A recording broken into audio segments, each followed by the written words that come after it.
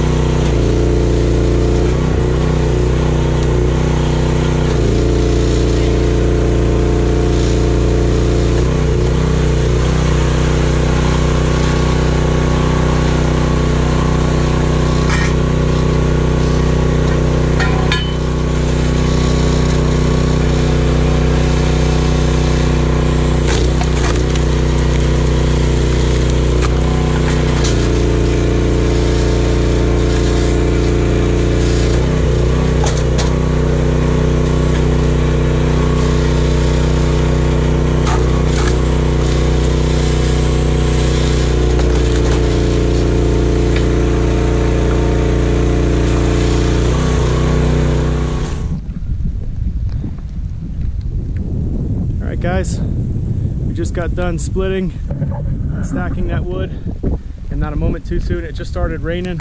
My dad was actually the other person in the video. He came up to help. They live just about a mile down the road. Actually the splitter's his, so I borrow it quite often when I'm up here splitting wood. This is the stuff I was talking about. I'll take you on a walk up through here real quick. This is where I stack the wood. This is where I stack all the wood that we intend to burn for the house. This is everything here, this open spot that I sold this year, and then everything, that little pile there, and then what's stacked up through the woods, that's all freshly split. I don't know, about the last month and a half or so.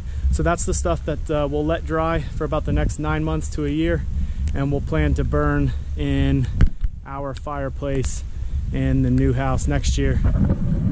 Thanks for joining me on the first YouTube video. We'll see you next time.